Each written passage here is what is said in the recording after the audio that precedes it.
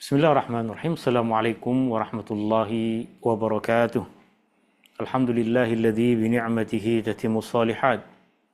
Alladzi hadana li hadza wa ma kunna linahtadiya laula an hadana Allah. Asyhadu an la ilaha illallah wahdahu la syarika lah wa asyhadu anna Muhammadan abduhu wa rasuluh. Allahumma salli ala Muhammad wa ala ali Muhammad kama sallaita ala ali Ibrahim innaka Hamidum Majid. Allahumma barik ala Muhammad wa ala ali Muhammad kama barakta ala ali Ibrahim innaka Hamidum Majid. Subhanaka la ilma lana illa ma 'allamtana innaka antas samiul alim. Allahumma inna nas'aluka ilman nafi'a wa rizqan thayyiba wa 'amalan mutaqabbala. Ya Allah, ya Rahmanu ya Rahim. Ya Allah, berkatilah umur kami. Ya Allah, berkatilah ahli keluarga kami. Ya Allah, berkatilah rizki yang kau limpahkan kepada kami. Ya Allah, berkatilah ilmu yang kau ajarkan kepada kami. Ya Allah, berikanlah kepada kami ilmu yang bermanfaat. Ya Allah, berikanlah kepada kami rizki yang halal dan baik. Ya Allah, kurniakanlah kepada kami amal ibadah yang kau terima. Ya Allah, jauhkanlah kami dari segala kesusahan di dunia dan di akhirat. Ya Allah, jauhkanlah kami dari segala kesusahan di dunia dan di akhirat. Ya Allah, jauhkanlah kami dari segala kesusahan di dunia dan di akhirat. Ya Allah, sembuhkanlah orang-orang yang sakit di antara kami. Ya Allah, sembuhkanlah orang-orang yang sakit di antara ahli keluarga kami. Ya Allah, sembuhkanlah orang-orang yang sakit di antara sahabat-sahabat kami. Rabbana taqabbal minna innaka antas samiul alim wa tub alaina innaka antat tawwabur rahim. Ya Allah, ampunilah dosa kami. Ya Allah, ampunilah dosa ibu bapa kami. Ya Allah, ampunilah dosa kami. Ya Allah, ampunilah dosa ahli keluarga kami. Ya Allah, ampunilah dosa kami. Ya Allah, ampunilah dosa sahabat-sahabat kami. Rabbana atina fid dunya hasanah wa fil akhirati hasanah wa qina adzaban nar wa sallallahu ala nabi Muhammadin walhamdulillahi rabbil alamin. Tuan-tuan, puan-puan, hadirin yang dirahmati Allah Subhanahu wa taala, ini adalah perjumpaan kita yang ke-15 dalam ayat dan hikmah surah An-Nur, di mana tafsir Al-Imam Ibnu Katsir adalah tafsir yang menjadi rujukan utama kita di dalam majlis ilmu ini. Saya telah pun kongsikan kepada tuan-tuan dan puan-puan nota tafsir Ibnu Katsir, atau tepatnya terjemahan dari ringkasan tafsir Ibnu Katsir. Tuan-tuan dan puan-puan boleh gunakan nota itu sebagai rujukan utama di dalam majlis ilmu ini dan sebagai nota untuk mengulang kaji maklumat-maklumat ilmu-ilmu yang kita pelajari di dalam majlis ilmu ini. Dan seperti biasa, majlis ilmu ini juga terbuka kepada apa-apa soalan. Jika tuan-tuan dan puan-puan ada apa-apa soalan sama ada berkaitan dengan apa yang tengah kita kupas atau berkaitan dengan perkara-perkara yang lain, tuan-tuan dan puan-puan boleh tulis soalan di dalam chatroom yang ada di dalam Zoom meeting ini, atau boleh juga tulis soalan terus kepada saya melalui WhatsApp. Dan jika ada soalan yang berkaitan dengan apa yang tengah kita kupas, maka tuan-tuan dan puan-puan boleh terus membuka mikrofon untuk bertanya perkara-perkara yang muskil. Dalam majlis ilmu kita di petang hari ini, insyaAllah kita akan mengupas ayat yang ke-36 sehingga ayat yang ke-38. Surah An-Nur masuk dalam himpunan surah-surah Madaniyah, diturunkan di Madinah. Selepas Rasulullah SAW hijrah ke Madinah, di dalam Al-Quran, kita boleh jumpai surah An-Nur pada susunan yang ke-24.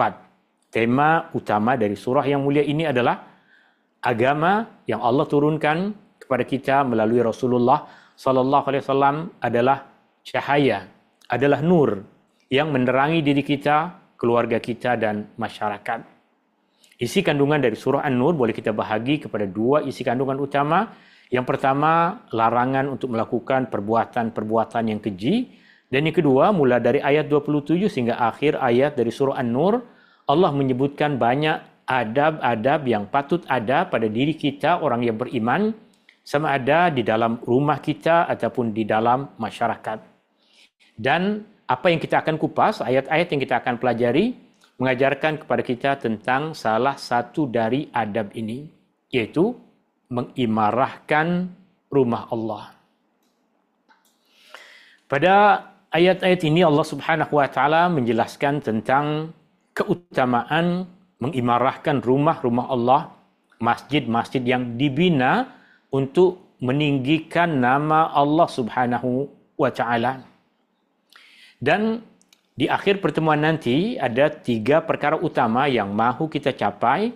Yang pertama adalah kita memahami setiap perkataan-perkataan yang Allah Subhanahu wa taala sebutkan di dalam ayat-ayat ini. Yang kedua, kita boleh memahami apa yang dikupas oleh Imam Ibn Katsir, kita boleh faham kupasan Imam Ibn Katsir. Dan yang ketiga, yang paling penting adalah kita boleh mengambil pengajaran yang boleh kita gunakan di dalam kehidupan kita, yang membantu kita untuk membina keimanan dan mempercantik penghambaan diri kita kepada Allah Subhanahu wa taala. Imam Ibn Katsir kaitkan antara ayat ini dengan ayat sebelumnya. Pada ayat sebelumnya Allah Subhanahu wa taala menyebutkan tentang perumpamaan, gambaran, masal untuk hati orang yang beriman, hati yang dipenuhi dengan Al-Quran, hati yang disinari dengan keimanan. Hati tersebut bagaikan pelita, bagaikan lampu yang menyala. Di sini Al-Imam Ibn Katsir rahimahullahu ta'ala mengatakan, apabila Allah Subhanahu wa taala membuat perumpamaan hati orang yang beriman serta hidayah dan ilmu yang ada padanya, pada hati orang yang beriman, Allah buat perumpamaan seperti pelita yang berada di dalam kaca yang jernih menyala daripada minyak yang baik. Minyak yang baik jika menyalakan api tentu dia tidak akan memberikan asap yang hitam. Itu perumpamaan hati orang yang beriman. Cahaya yang keluar adalah cahaya yang indah kerana ia dibekali dengan minyak yang jernih, minyak yang cantik. Artinya keimanan, ilmu, petunjuk yang masuk ke dalam hati orang yang beriman adalah sesuatu yang bersih, sesuatu yang suci. Seperti sebuah lampu yang digantung. Kemudian pada ayat-ayat ini, Imam Ibn Katsir mengatakan, maka Allah sebutkan tempatnya. Tempat orang-orang yang beriman, ataupun tempat di mana kita meletakkan lampu tersebut sebagai satu gambaran tentang hati orang yang beriman. Yaitu tempatnya, tempat orang yang beriman adalah masjid-masjid yang merupakan tempat yang paling dicintai oleh Allah Subhanahu wa taala di atas muka bumi ini. Masjid adalah rumah-rumah Allah di mana dia disembah dan diakui keesaannya. Di mana kita melakukan ibadah kepada Allah Subhanahu wa taala, di mana kita mentauhidkan Allah Subhanahu wa taala. Pada bahagian ayat yang pertama, itu ayat yang ke-36, Allah Subhanahu wa taala berfirman, A'udzubillahi minasyaitonirrajim. Fi buyutin adzinallahu an turfa. Fi bermaksud di ataupun di dalam ataupun pada. Fi buyutin rumah-rumah. Fi buyutin di dalam rumah-rumah atau di rumah-rumah. Adzinallah, Allah memperkenankan, Allah mengizinkan an turfa, supaya rumah itu ditinggikan. Rumah artinya orang-orang yang beriman, mereka berada di dalam rumah-rumah yang Allah Subhanahu wa taala izinkan, Allah Subhanahu wa taala perkenankan agar rumah tersebut dimuliakan, ditinggikan, dibesarkan. Dan tentu kita faham bahwa maksud dari perkataan turfa di sini, rumah yang ditinggikan, bukan bermaksud masjid mesti dibina dengan binaan yang tinggi. Kerana pada masa Rasulullah sallallahu alaihi wasallam, rumah sebahagian dari sahabat Nabi sallallahu alaihi wasallam lebih tinggi dari masjid. Artinya, ayat ini bukan tengah menjelaskan tentang binaan masjid yang tinggi, menara masjid yang tinggi. Tapi apa yang maksud ditinggikan, dimuliakan, dibesarkan di dalam ayat ini? Imam Ibn Katsir menjelaskan bahawa maksud Allah perkenankan, Allah izinkan agar rumah tersebut ditinggikan. Maksudnya adalah Allah perintahkan agar masjid-masjid tersebut, rumah-rumah Allah itu dipelihara dan disucikan daripada kekotoran, daripada najis, daripada perkara-perkara yang kotor, daripada kelalaian, perbuatan maksudnya, kata-kata dan perbuatan yang tidak patut untuk dilakukan di dalam rumah-rumah Allah. Sama ada hakikatnya perbuatan tersebut adalah perbuatan yang tidak haram, tapi boleh jadi tidak patut untuk dilakukan di dalam masjid. Seperti berniaga misalnya, seperti melakukan jual beli. Tentu perkara itu adalah perkara yang baik, perkara yang halal, perkara yang dibolehkan, tapi Rasulullah SAW melarang kita untuk melakukan transaksi jual beli di dalam masjid. Seperti berteriak dan bertanya tentang perkara-perkara dalam urusan dunia, tentu dalam keseharian kita boleh saja berteriak memanggil seseorang dengan suara yang lantang, dengan suara yang kuat, tapi perkara itu tidak patut dilakukan di dalam masjid. Bergaduh terkadang, jika perkara itu terjadi di luar masjid, boleh jadi sebab manusia, terkadang terjadi pada mereka perkara-perkara yang tidak diinginkan, perkara itu buruk, terlebih lagi jika perkara itu dilakukan di dalam masjid. Kemudian Al-Imam Ibnu Katsir rahimahullahu ta'ala kaitkan antara apa yang beliau sampaikan itu dengan apa yang diriwayatkan daripada Ali bin Abi Thalhah, daripada sahabat Nabi SAW, Ibnu Abbas, yaitu Abdullah bin Abbas radhiyallahu anhuma. Beliau berkata tentang ayat ini, Allah melarang daripada melakukan kelalaian di dalamnya, melakukan perkara-perkara yang lalai di dalam masjid. Itu maksud rumah-rumah yang Allah izinkan agar rumah itu ditinggikan. Sehingga para sahabat memahami dari perkataan ditinggikan, bukan binaannya mesti tinggi, bukan masjid mesti ada menara, bukan itu pesan yang ada di dalam ayat ini, tapi ditinggikan maksudnya dimuliakan. Jangan kita melakukan perkara-perkara yang buruk di dalam rumah Allah. Nabi SAW pernah dilihat oleh beberapa sahabat tengah mengikis tiang-tiang yang ada di masjid. Sebab nampak ada orang buang kahak di tiang di dalam masjid, di dinding di dalam masjid. Rasulullah SAW kemudian ajarkan kepada para sahabatnya, apabila kalian nak buang kahak, buanglah dengan menggunakan kain yang ada pada kain yang kalian simpan di poket kalian ataupun dengan menggunakan baju kalian. Jangan mengotori rumah Allah Subhanahu wa taala.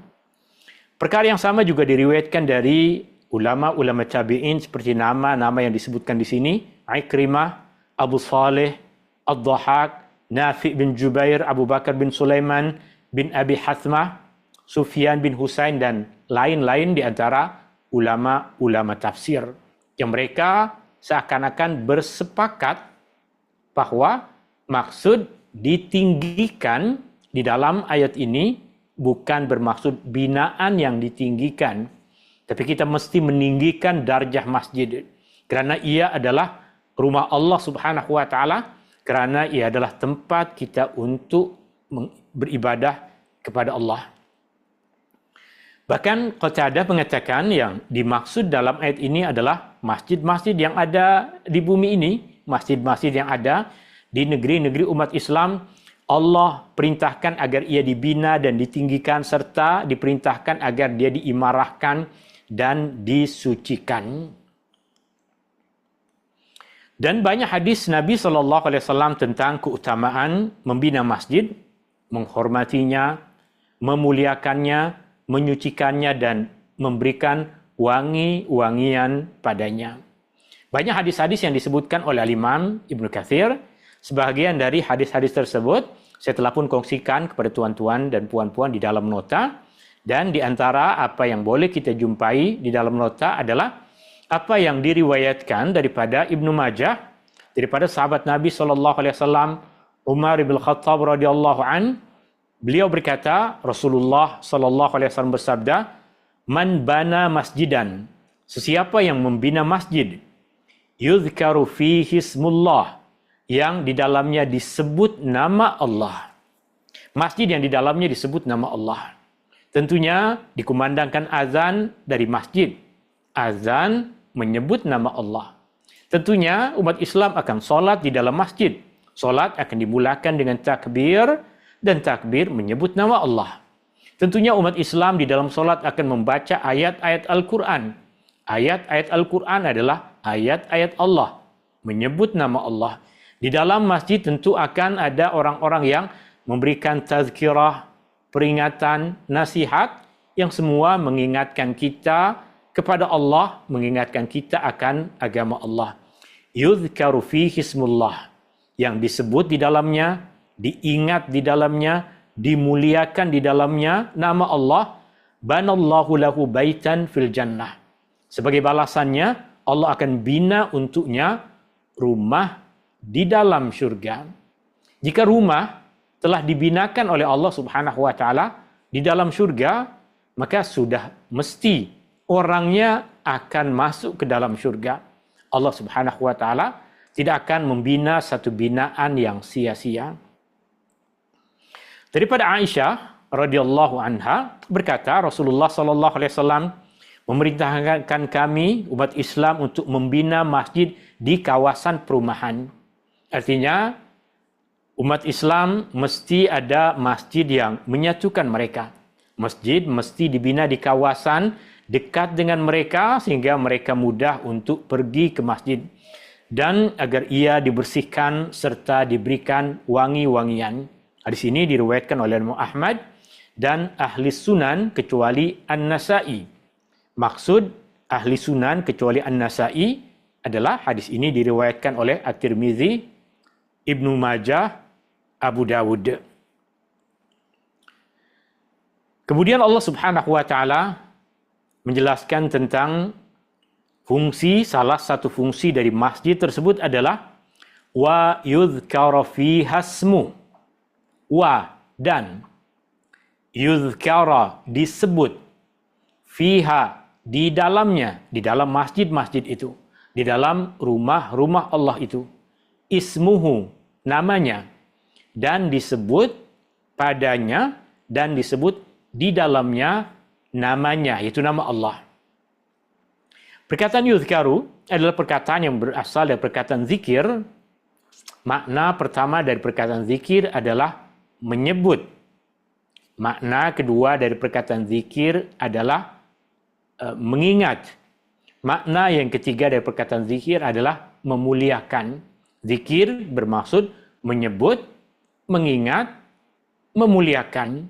Berarti di dalam masjid, ini salah satu fungsi dari masjid agar disebut di dalamnya nama-nama Allah. Tadi kita sudah sebutkan contohnya, dikumandangkan azan, itu adalah di antara bentuk nama Allah disebut. Itu di antara bentuk nama Allah diingat dan dimuliakan. Dalam solat disebut nama Allah, dalam solat diingat Allah, dalam solat dimuliakan Allah. Itulah di antara maksud yudhkara fi hasmu, yakni nama Allah. Ibnu Abbas, sahabat Nabi SAW, berkata, menyebutkan salah satu bentuk menyebut nama Allah di dalam masjid adalah dibacakan Al-Quran di dalamnya. Membaca Al-Quran di dalam masjid adalah di antara ibadah-ibadah mulia yang Allah Subhanahu wa taala galakkan mengikut kepada kefahaman kita terhadap apa yang diriwayatkan daripada sahabat Nabi SAW ini. Dan bukan sahaja itu, kita pun semua tahu bahwa Rasulullah SAW banyak menyebutkan tentang keutamaan membaca Al-Quran di dalam masjid. Ketika kita menyebutkan keutamaan membaca Al-Quran di dalam masjid, ia tidak bermaksud membaca Al-Quran di tempat lain tiada keutamaannya. Bukan menyebutkan tentang keutamaan sesuatu, tidak menunjukkan tempat yang lain tiada keutamaan padanya. Yusabbihu lahu fiha bil ghudwi wal asal. Bertasbih. Yusabbihu, bertasbih. Lahu, kepadanya, kepada Allah, bertasbih kepada Allah. Fiha, di dalamnya, di dalam masjid. Bil ghudwi, pada waktu pagi. wal asal, dan pada waktu petang. Bertasbih kepada Allah di dalamnya pada waktu pagi dan pada waktu petang. Perkataan yusabbihu yang bermaksud bertasbih ada dua makna utama. Makna yang pertama adalah mengucapkan subhanallah atau apa-apa zikir yang terkandung di dalamnya perkataan tasbih. Subhanakallahumma, subhana rabbi, subhanallah, subhanallahil azim, segala ucapan yang di dalamnya terkandung tasbih. Itu makna yang pertama dari perkataan yusabbihu, bertasbih. Makna yang kedua dari perkataan tasbih adalah salat. Makna yang kedua dari perkataan tasbih adalah salat. Dan sejak masa Rasulullah SAW telah banyak digunakan perkataan bertasbih untuk maksud mendirikan salat. Bertasbih untuk mendirikan salat. Imam Muslim rahimahullahu taala misalnya meriwayatkan daripada istri Nabi SAW, Aisyah radhiyallahu anha, beliau berkata, aku tidak pernah melihat Rasulullah SAW melakukan salat duha. Ma ra'aitu Rasulullah SAW yusalli subhatad duha qat. Aku tidak pernah melihat Rasulullah SAW menunaikan salat sunat duha. Dalam hadis tersebut, Aisyah radhiyallahu anha menggunakan perkataan subha yang bermaksud tasbih untuk maksud salat duha. Kemudian Aisyah radhiyallahu anha mengatakan, wa inni la usabbihuha, tetapi aku benar-benar mendirikannya, sungguh aku mendirikan salat duha.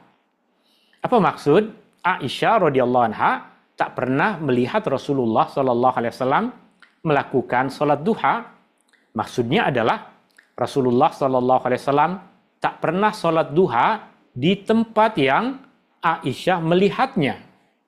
Boleh jadi Rasulullah SAW salat duha di rumah Rasulullah yang lain, di rumah istri Nabi yang lain.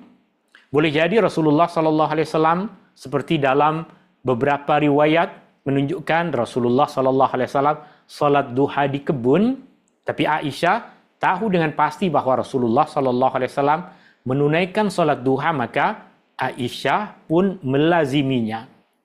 Apa yang penting berkaitan dengan hadis tersebut, dengan apa yang kita jumpai di dalam ayat ini adalah perkataan tasbih pada masa itu banyak kali digunakan untuk maksud solat.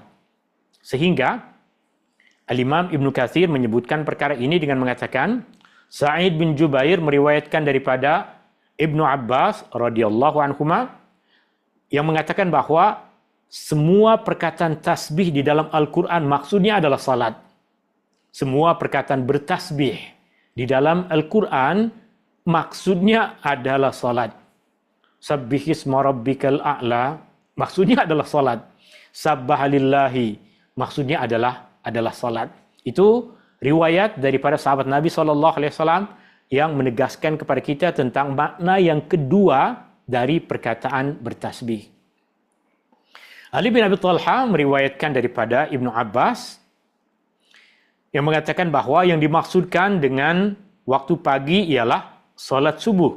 Jadi bertasbih pada waktu pagi, bertasbih pada waktu pedang. Sahabat Nabi mengatakan maksud bertasbih pada waktu pagi adalah salat subuh dan waktu petang adalah salat asar.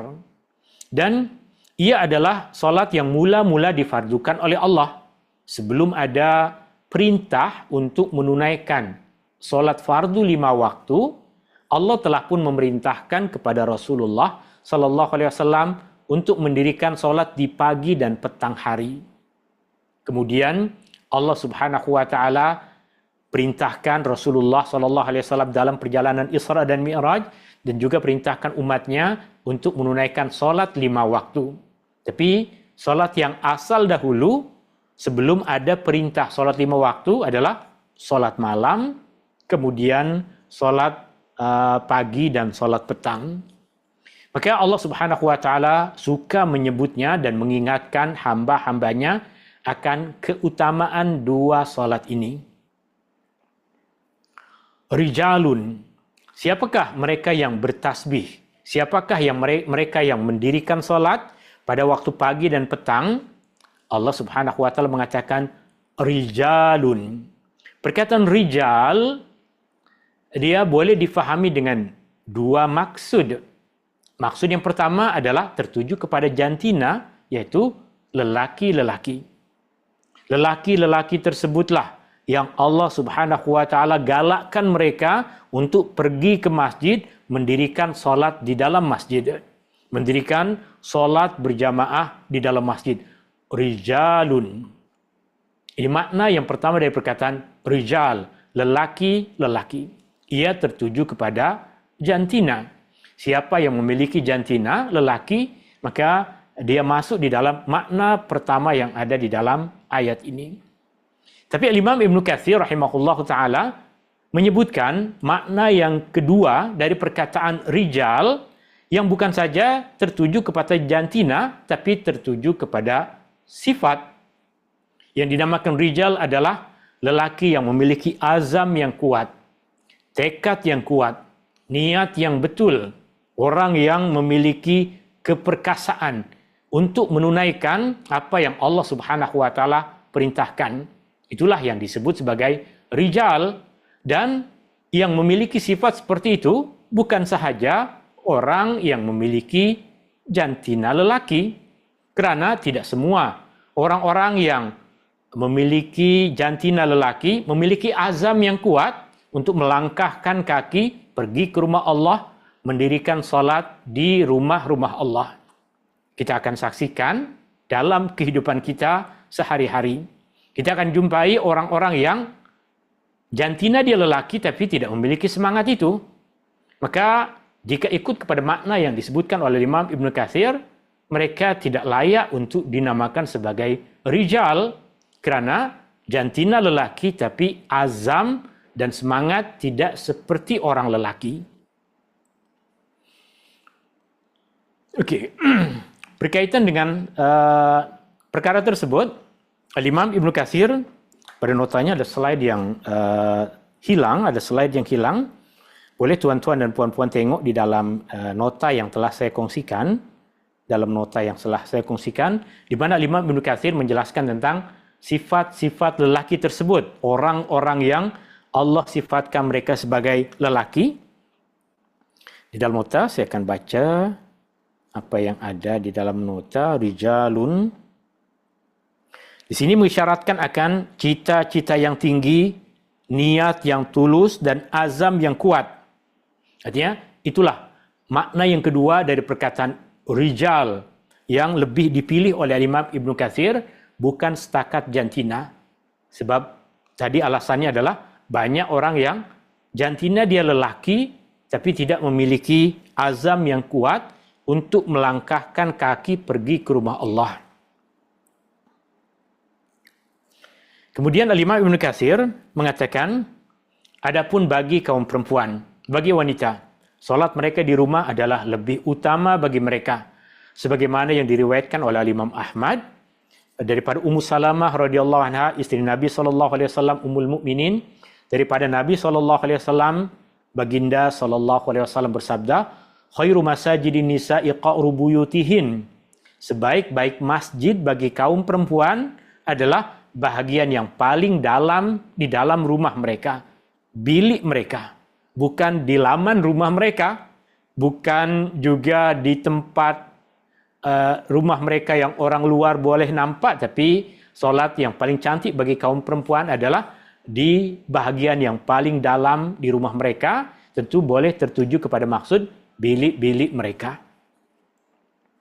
Namun apabila kaum perempuan mahu pergi ke masjid untuk menghadiri solat berjamaah bersama dengan kaum lelaki, maka ianya dibolehkan dengan syarat tidak menimbulkan gangguan kepada kaum lelaki dengan menampakkan perhiasan atau memakai wangi-wangian. Dan berkaitan dengan perkara ini, kita sering mengupas bahawa ada beberapa keadaan yang kaum perempuan utama kaum perempuan digalakkan untuk pergi ke masjid, untuk solat berjamaah di masjid. Saya ulangi sekali lagi, ada beberapa keadaan yang kaum perempuan digalakkan untuk pergi solat berjamaah di masjid. Keadaan yang pertama adalah bagi kaum perempuan yang belum lagi pandai untuk solat dan tiada sesiapa di rumah yang boleh mengajarkan dia solat, maka lebih utama untuk kaum perempuan seperti ini pergi ke masjid, solat berjamaah di masjid sambil belajar untuk melakukan solat yang betul. Ini keadaan yang pertama. Keadaan yang kedua adalah kaum perempuan yang sentiasa was-was di dalam solat. Kaum perempuan yang sentiasa was-was ketika dia solat subuh, masuk dalam rakaat yang kedua, dia dah tak ingat. Ini solat rakaat pertama ke rakaat yang kedua. Jadi dah ruku ke belum? Baca Al-Fatihah ke belum? Selalu was-was macam itu dalam solat, maka lebih utama dia solat berjamaah di masjid. Yang ketiga, jika suami bawa dia, ajak dia untuk pergi ke masjid, maka lebih utama untuk dia taat kepada suami pada perkara yang baik yang tidak bersalahan dengan hukum hakam agama. Sebagaimana dalam hadis sahih yang diriwayatkan, artinya kaum perempuan pun boleh pergi ke masjid, yang diriwayatkan daripada Abdullah bin Umar radhiyallahu anhuma.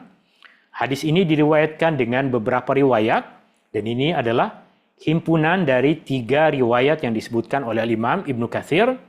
Beliau berkata, Rasulullah sallallahu alaihi wasallam bersabda, "La tamna'u ima Allahi masajidallah." Janganlah kamu menghalang hamba-hamba perempuan Allah, hamba-hamba Allah dari kalangan kaum perempuan daripada masjid-masjid Allah. Wa buyutuhunna khairul lahun, dan rumah mereka adalah lebih baik bagi mereka. Dalam hadis ini Rasulullah sallallahu alaihi wasallam melarang kita untuk menghalang kaum perempuan daripada hadir untuk solat berjamaah di masjid. Maknanya perempuan yang mahu solat berjamaah di masjid adalah dibolehkan, terlebih lagi pada keadaan-keadaan seperti yang tadi kita sebutkan. Kemudian dalam riwayat yang lain ada tambahan, wal yakhrujna wa hunna tafilat. Hendaklah mereka keluar dalam keadaan tidak bersolek, tidak memakai wangi-wangian. Kita tengok balik ayat yang ke-37. Rijalul la tulhihim tijaratu wala bai'un an dzikrillahi wa iqamis salati wa ita'iz zakah. Lelaki. Kita dah pelajari tadi, ada 2 makna untuk perkataan lelaki-lelaki. Makna yang pertama adalah orang-orang yang jantinanya lelaki, mereka digalakkan untuk pergi ke masjid, solat berjamaah. Yang kedua, makna dari lelaki adalah orang-orang yang memiliki sifat tadi, azam yang kuat, tekad yang besar untuk melakukan apa yang Allah Subhanahu wa taala perintahkan. Allah puji mereka dengan mengatakan, mereka tidak dilalaikan oleh perniagaan dan tidak juga oleh jual beli daripada mengingat Allah, mendirikan solat serta menunaikan zakat. La tulhihim, tidak melalaikan mereka. Tijaratun, perniagaan. Perniagaan tidak melalaikan mereka. Mereka tidak dilalaikan oleh perniagaan. Wala bai'un, tidak juga jual beli. An zikrillah, daripada mengingat Allah. Wa iqamis salah, mendirikan salat. Wa ita'iz zakah, dan menunaikan zakat.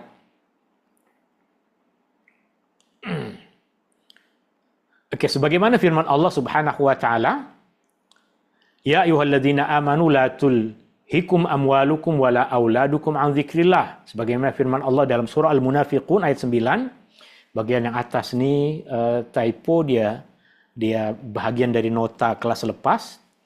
Sebagaimana firman Allah dalam surah Al-Munafiqun, wahai orang-orang yang beriman, janganlah kamu dilalaikan oleh harta benda kamu, oleh anak beranak kamu daripada mengingat Allah. Di antara bentuk mengingat Allah adalah mendirikan solat. Mereka tidak dilalaikan oleh dunia, tidak dilalaikan oleh perhiasan dunia, tidak dilalaikan oleh kesenangan dunia, tidak dilalaikan oleh jual beli dan keuntungannya daripada mengingati Tuhan mereka yang telah menciptakan dan memberikan rizki kepada mereka, kerana mereka tahu bahwa apa yang ada di sisi Allah adalah lebih baik, lebih utama, lebih bermanfaat daripada apa yang ada di tangan mereka. Kerana apa yang ada pada mereka akan habis, sedangkan apa yang ada di sisi Allah itu yang akan berkekalan. Mereka mendahulukan ketaatan, mereka mendahulukan kehendak dan kecintaan Allah ke atas kehendak dan kecintaan diri mereka sendiri. Berkaitan dengan ayat ini, ada beberapa riwayat dari sahabat-sahabat Nabi SAW. Di antaranya adalah dari Salim daripada Abdullah bin Umar, bahwa beliau berada di pasar, lalu didirikan salat, lalu dikumandangkan iqamah di dalam masjid, diseru untuk menunaikan salat berjamaah. Maka mereka segera menutup kedai-kedai mereka dan masuk ke dalam masjid. Para peniaga yang berada di dekat masjid, mereka segera tutup kedai-kedai mereka, lalu masuk ke dalam masjid untuk salat berjamaah. Abdullah bin Umar dengan penuh kebahagiaan melihat fenomena seperti itu dan mengatakan, ayat ini turun berkaitan dengan mereka. Ayat ini berkaitan dengan mereka. Rijalun la tulhihim tijaratun wala bay' an dzikrillah wa iqamis salah wa ita'iz zakah. Orang-orang yang tidak dilalaikan oleh perniagaan, jual beli, keuntungan. Mereka tidak dilalaikan dari perkara-perkara dunia tersebut daripada mengingat Allah, mendirikan salat, menunaikan zakat. Perkara yang sama juga diriwayatkan dari Ibnu Abi Hatim daripada sahabat Nabi SAW Abu Darda radhiyallahu an yang berkata, dia mengatakan, aku berdiri di atas tangga ini. Kedai dia ada tangganya. Abu Darda seorang peniaga. Aku berdiri di atas tangga ini untuk berniaga. Dan aku mendapat keuntungan setiap hari 300 dinar. 300 dinar. Dinar satu koin emas. Satu hari keuntungan. Sahabat Nabi SAW dalam berniaga 300 dinar. Abu Dhar mengatakan, aku tetap hadir solat setiap hari di masjid. 5 waktu solat di masjid. Aku tidak mengatakan bahwa itu tidak halal.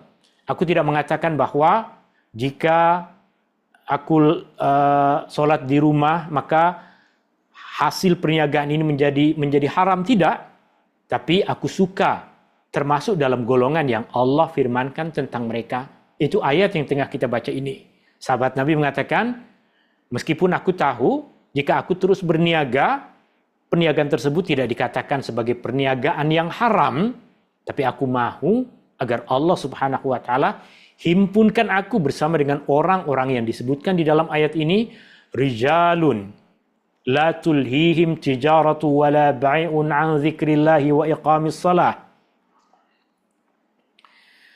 Kemudian di akhir ayat ke-37 Allah mengatakan, yakhafuna yauma tataqallabu fihi alqulub wal absar. Mereka takut, mereka bimbang akan satu hari yang di mana hati dan penglihatan menjadi goncang padanya. Hati dan penglihatan akan menjadi goncang, tentunya mengisyaratkan tentang keadaan manusia pada hari kiamat. Imam Ibnu Katsir mengatakan, yaitu pada hari kiamat, di mana hati dan penglihatan bergoncang karena dahsyatnya, ketakutan dan besarnya huru hara pada hari itu. Ayat yang terakhir, liyajziyahumullah, li untuk agar, yajziyahumullah, Allah membalas mereka, ahsana ma amilu, sebaik-baik apa yang telah mereka buat, wa yazidahum min fadli, dan memberikan tambahan kepada mereka berupa kurnianya, memberikan tambahan kepada mereka daripada kurnianya. Ayat ini menunjukkan bahwa manusia di akhirat nanti akan berada di dalam surga mengikut kepada amalannya yang paling ahsan, yang paling baik. Orang-orang Islam, orang-orang yang beriman, semua ibadah dia buat. Solat, puasa, zikir, sedekah, menuntut ilmu, baca Al-Quran, semua ibadah dia buat. Tapi dia akan dinilai mengikut kepada ibadah yang paling cantik. Solat dia buat, tapi ibadah yang paling cantik adalah baca Al-Quran. maka dia dimasukkan ke dalam surga melalui Al-Quran. Bacaan Al-Qurannya cantik, tapi yang lebih cantik bagi dia adalah puasa. Maka dia dimasukkan ke dalam surga melalui pintu orang-orang yang berpuasa. Ibadah-ibadah lain dia buat, tapi sedekah dialah yang paling cantik. Maka dia dimasukkan ke dalam surga melalui pintu orang-orang yang bersedekah. Dan ayat tadi menjelaskan kepada kita bahwa orang-orang yang apabila datang seruan azan, segera tinggalkan kesibukan dunia, mereka akan dapat keutamaan tersebut. Keutamaan yang ibadah terbaik bagi mereka adalah itu. Ibadah yang terbaik bagi mereka adalah setiap kali datang seruan azan, apapun kesibukan dunia akan mereka tinggalkan. Allah akan balas mereka dengan amal terbaik mereka. Dan itulah bagi mereka amal ibadah yang terbaik. Dan itulah yang dicita-citakan oleh sahabat Nabi SAW, Abu Darda radhiyallahu anhu. Yakni mereka adalah orang-orang yang diterima kebaikan mereka, diampuni kesalahan mereka, Allah terima kebaikan mereka, Allah lipat gandakan pahalanya bagi mereka. Wallahu yarzuqu man yasha'u bighairi hisab. Wallah dan Allah yarzuqu, memberikan rizki. Rizki di sini maksudnya adalah rizki di surga, sebab ayatnya tengah berbicara tentang balasan akhirat. Wallahu yarzuqu, Allah memberikan rizki, maksudnya rizki di surga. May yasha, kepada sesiapa yang dia kehendaki, bighairi hisab, tanpa hisab. Perkataan hisab bermaksud hisab ataupun perhitungan atau perkiraan. Maka pada perkataan bighairi hisab ada dua makna. Makna yang pertama adalah Allah berikan kepada mereka pahala tanpa dikira. Apa maksud memberikan kepada mereka pahala tanpa dikira? Maksudnya adalah sebahagian dari pahala ada perkiraannya. Siapa yang buat ini dapat 10 kali ganda. Itu maksudnya pahalanya dikira. Tapi bagi orang-orang tersebut, pahala mereka tanpa dikira. Sebab mereka tak berkira kepada Allah. Datang seruan salat, mereka tinggalkan dunia, mereka menuju Allah. Mereka tak berkira kepada Allah, maka di akhirat Allah tak berkira kepada mereka. Itu maksud pertama dari bighairi hisab. Makna yang kedua, bighairi hisab adalah mereka masuk surga tanpa hisab. Mereka masuk surga tanpa hisab. Apa maksud? Masuk surga tanpa hisab, tanpa dikira dosa-dosa yang telah mereka buat. Maknanya, dosa mereka semua dah ditutup, dosa mereka semua diampuni, mereka tak disoal lagi di akhirat, terus dibawa masuk ke dalam surga. Dan makna yang kedua inilah yang macam yang dipilih oleh Imam Ibnu Katsir, kerana beliau kaitkan dia dengan satu riwayat daripada Ibnu Abi Hatim, meriwayatkan daripada Asma binti Yazid yang berkata bahawa Rasulullah sallallahu alaihi wasallam bersabda. Terjemahan untuk bahagian hadis ini tuan-tuan dan puan-puan boleh jumpai di dalam nota. Saya akan terjemahkan langsung. Iza jama'allahu al-awwalina wal akhirina yaumal qiyamah. Apabila Allah kumpulkan, Allah himpunkan semua umat manusia dari generasi awal sehingga generasi akhir pada hari kiamat. Ja'a munadin, akan datang satu malaikat yang menyeru. Fanada bisautin, malaikat tersebut akan menyeru dengan suara yusmi'ul khalaiq, yang boleh didengar oleh semua manusia, yang boleh didengar oleh semua makhluk. Malaikat yang menyeru tersebut mengatakan, saya'lamu ahlul jam'i, semua yang berada di dalam himpunan ini, himpunan pada hari kiamat ini, semua yang berada dalam himpunan ini, saya'lamu, mesti akan mengetahui, man aula bil karam, siapakah orang-orang yang paling layak untuk mendapatkan kemuliaan. Liyakumil ladzina la tulhihim tijaratu wala bai'un an dzikrillah. Hendaklah bangkit berdiri orang-orang yang tidak dilalaikan oleh perniagaan dan jual beli daripada mengingat Allah. Bangkitlah, berdirilah, majulah ke hadapan orang-orang yang tidak dilalaikan oleh perniagaan, orang-orang yang tidak dilalaikan dengan keuntungan dunia daripada mengingat Allah, daripada mendirikan salat. fayaqumun, maka mereka semua kemudian bangkit. Summa yuhasabu sairul khalaiq, kemudian manusia-manusia yang lain akan dihisab oleh Allah Subhanahu wa taala. Maknanya mereka akan terus dibawa ke dalam surga tanpa disoal apa yang kamu buat di dunia, apa yang telah kamu tinggalkan di dunia, apa dosa ini, apa dosa itu, tak disoal. Mereka hanya ditanya, mereka hanya diseru siapa yang dulu masa hidup di dunia tidak dilalaikan dengan perniagaan, kesenangan dunia, keuntungan dunia daripada mengingat Allah, daripada mendirikan salat. Mereka terus dijemput oleh malaikat ini dan manusia-manusia yang lain akan dihisab oleh Allah Subhanahu wa taala. Tuan-tuan dan puan-puan yang dirahmati Allah Subhanahu wa taala, dari apa yang kita kupas, dari apa yang kita pelajari, ini 3 pengajaran utama. Yang pertama, masjid sebagai rumah Allah mesti dimuliakan. Dimuliakan bukan saja dipelihara kebersihannya, itu memang patut, itu memang wajib. Dimuliakan bukan sahaja dipercantik binaannya, itu sudah menjadi satu hak kita sebagai umat Islam untuk mempercantik rumah Allah lebih cantik dari rumah kita. Tapi yang lebih utama dimaksud dengan memuliakan adalah dengan mengimarahkannya dengan salat, zikir, majlis ilmu, Al-Quran dan segala amal kebaikan. Menjauhkannya daripada perkara-perkara yang keji, menjauhkannya daripada perkara-perkara yang tidak layak, tidak patut untuk dilakukan di dalam rumah Allah. Pengajaran yang kedua, lelaki digalakkan untuk mengimarahkan masjid, manakala kaum perempuan lebih utama untuk solat di rumah, tetapi dibolehkan untuk hadir solat berjamaah dengan syarat dan menjaga adab. Dan kita dah sebutkan tadi, ada beberapa keadaan di mana kaum perempuan sangat utama ataupun lebih utama untuk mereka solat di masjid.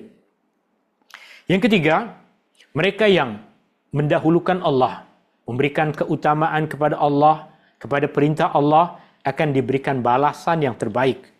Dosa mereka diampuni oleh Allah, dilipat gandakan pahala kebaikan mereka, atau jika kita ikut kepada apa kefahaman yang tadi coba dibawa oleh Imam Ibn Katsir, mereka boleh dimasukkan ke dalam syurga tanpa hisab.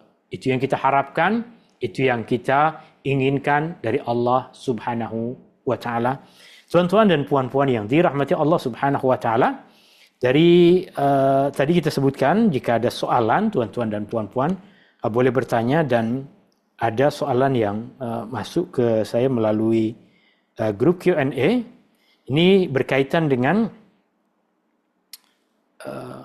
adakah benar bahawa jin akan mendiami rumah yang kosong? Jawapannya benar. Jawapannya benar. Jin akan mendiami rumah yang kosong. Apa maksud dari maklumat ini? Jin akan datang untuk mengganggu manusia, tapi dia tidak akan duduk di dalam rumah yang dihuni oleh manusia, sebab mereka tak selesa dengan manusia. Mereka suka datang untuk mengganggu manusia, tapi mereka tak selesa. Jin ni tak selesa dengan manusia. Mereka yang derhaka akan datang untuk mengganggu manusia pada keadaan-keadaan tertentu. Mereka akan selesa jika rumah tersebut penuh dengan patung, jika rumah tersebut kotor dengan najis, jika rumah tersebut jauh dari mengingat Allah Subhanahu wa taala. Maka rumah yang kosong sudah tentu tidak disebut di dalamnya nama Allah, sudah tentu tidak dilakukan padanya amal kebaikan, maka mereka akan suka untuk duduk di tempat itu. Rasulullah SAW sebutkan di antara keadaan agar rumah kita terpelihara dari dimasuki oleh golongan jin adalah setiap kali kita masuk ke dalam rumah, kita membaca nama Allah, menyebut nama Allah, sekurang-kurangnya kita membaca Bismillah. Kemudian, jika benar, bagaimana pula dengan bilik-bilik tidur yang kosong di dalam rumah kita? Keadaannya pun sama. Bilik yang kita biarkan kosong, dia akan menjadi tempat rehat mereka. Bilik yang kita biarkan kosong. Maka, apa yang perlu kita lakukan selepas anak-anak kita telah dewasa dan meninggalkan rumah? Bagaimana dengan bilik-bilik tersebut? Mudah. Caranya adalah sekali-sekala kita solat sunnah di situ, solat berjamaah di situ, baca Al-Quran di situ, atau sekurang-kurangnya masuk, baca doa, menyebut nama Allah Subhanahu wa Ta'ala, agar jin tidak selesa untuk berada di tempat itu. Jika dibiarkan kosong, memang ia adalah tempat rehat yang sangat sesuai untuk mereka. Kemudian, kita digalakkan untuk membaca surah Al-Baqarah apabila menginapi atau masuk rumah baru. Tak mesti rumah baru. Rumah, tempat di mana kita tinggal, digalakkan untuk kita membaca surah Al-Baqarah. Tidak mesti kita pergi ke hotel untuk memelihara agar tidak diganggu dengan syaitan, kita mesti membaca surah Al-Baqarah. Boleh membaca Al-Baqarah, tapi bukan itu satu-satunya cara. Bukan itu satu-satunya jalan. Membaca surah Al-Baqarah memerlukan masa. Terkadang ketika kita bermusafir, kita tidak kecukupan masa untuk nak duduk dulu, baca Al-Baqarah dulu, tidak. Maknanya, membaca Al-Baqarah tidak mesti rumah baru.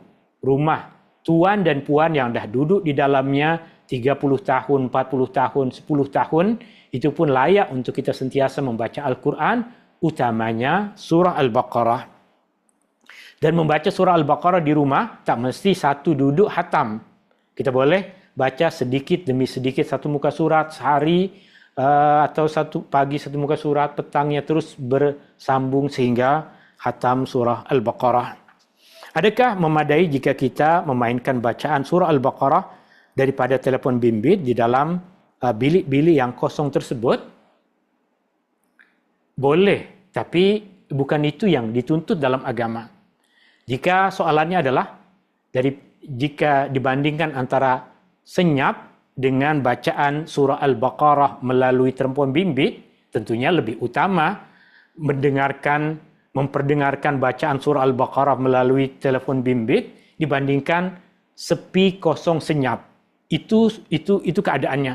Tapi jika tujuannya adalah agar Allah pelihara rumah kita daripada menjadi tempat berehat golongan jin, bukan surah Al-Baqarah sahaja yang boleh kita baca untuk mendapatkan keadaan tersebut. Keadaan di mana Allah lindungi kita, rumah kita, daripada menjadi tempat rehat, RNR bagi golongan jin.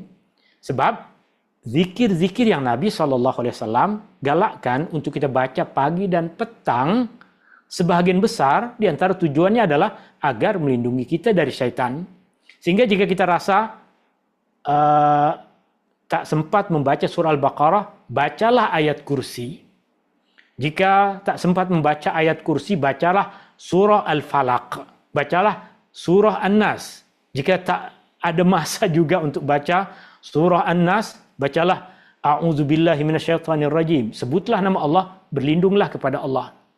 Artinya, mesti kita melakukan sesuatu agar jin tidak selesa duduk di rumah kita. Caranya yang tadi kita sebutkan, jadikan tempat itu untuk solat, meskipun anak dah tak duduk di situ, sekali-sekala kita solat di situ. Sekali-sekala kita membaca Al-Quran di situ. Sekali-sekala kita membaca surah-surah lazim ataupun ayat-ayat lazim seperti ayat kursi di dalam bilik tersebut. Atau jika tidak, berlindunglah kepada Allah, bacalah A'udzubillahi minasyaitonirrajim, atau bacalah A'udzu bikalimatillahi tammati min syarri ma khalaq. Itu semua bahagian-bahagian dari cara melindungi diri, ahli keluarga, dan tempat kediaman kita daripada menjadi tempat hunian, tempat tinggal bagi golongan jin. Maknanya, Al-Baqarah salah satunya. Al-Baqarah salah satu yang paling utama, tapi bukan satu-satunya. Banyak jalan yang lain yang Rasulullah SAW ajarkan yang lebih mudah untuk sebahagian dari kita mengamalkannya. Wallahu ta'ala a'la wa a'lam. Ini yang boleh saya kupas, ini yang boleh saya sampaikan dalam majlis ilmu kita di petang hari ini. Hadani Allah wa iyyakum ajma'in. Okey, kerana tak ada soalan lagi yang lain, kita boleh tutup majlis ilmu ini dengan Subhanakallahumma wa bihamdika asyhadu an la ilaha illa ant astaghfiruka wa atubu ilaik. Syukran. Assalamualaikum warahmatullahi wabarakatuh.